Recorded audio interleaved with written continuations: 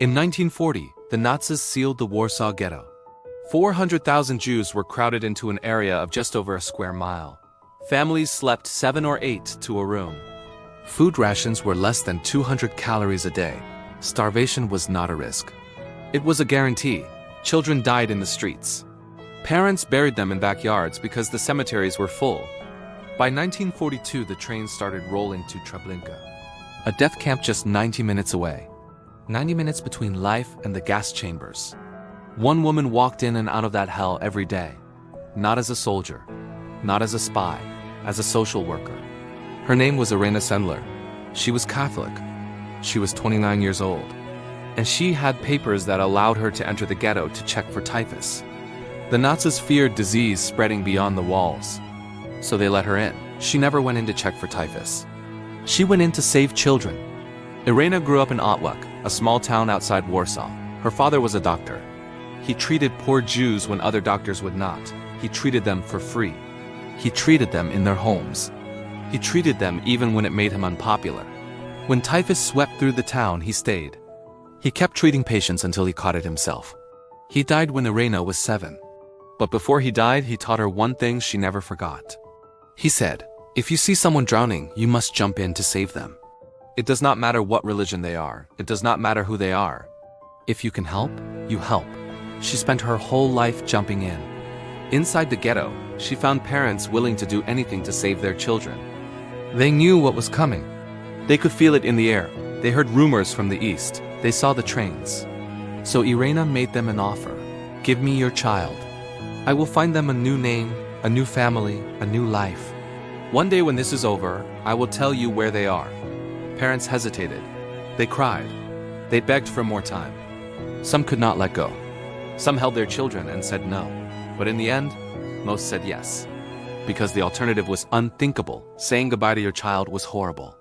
Watching them die in a gas chamber was worse. Irena was not alone. She had a network of helpers, 10 core people, dozens of others. Together, they smuggled children out any way they could. They used ambulances that left the ghetto. They hid children under stretchers. They used toolboxes. They used coffins. They used burlap sacks. They used suitcases with air holes punched in the bottom. They even used an old courthouse that straddled the ghetto wall. Children would sneak in one side and walk out the other. She trained a dog to bark whenever German guards were near. The barking covered the sound of crying babies. The dog sat in her truck and barked on command. The guards got used to it. They stopped paying attention. One child was carried out in a carpenter's toolbox. Another wrapped in a sack of potatoes. Another simply walked out holding false papers, pretending to be someone else's child. A baby was sedated and hidden in a mechanical tool chest. A teenager dressed as a priest and walked out with papers saying he was going to hear confession. Every trip was death. If she was caught, she would be shot. Not imprisoned, not deported. Shot on the spot. She went anyway. Day after day, month after month, she kept jumping in. In 1943, the Gestapo arrested her. An informant gave up her name. They took her to Pabiak prison. They beat her. They broke her legs. They fractured her feet. They tortured her for information about the resistance network. They wanted names. They wanted addresses. They wanted to destroy the whole operation. She told them nothing. They sentenced her to death by firing squad. But the night before her execution, the underground bribed a guard. She escaped.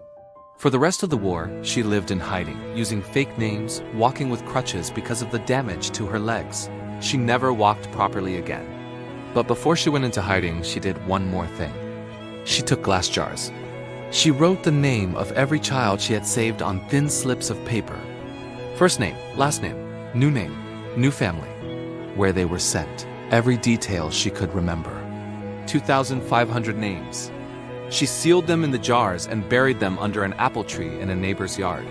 She wanted the children to find each other someday. She wanted them to know where they came from. After the war, Irena dug up the jars. She spent years trying to reunite children with their families. But most families were gone. The parents had been killed in Treblinka. The grandparents had been shot in the ghetto. The aunts and uncles had disappeared into the camps. The children had new names, new families, new lives. Some did not want to remember. Some could not. Some had been adopted by loving families and never looked back. But Irena never stopped trying. She worked quietly, without recognition, for decades.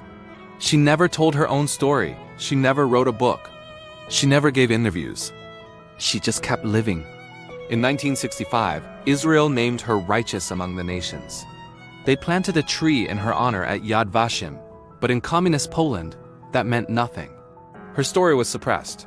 She was considered a political liability. The government did not want people talking about Jewish heroes.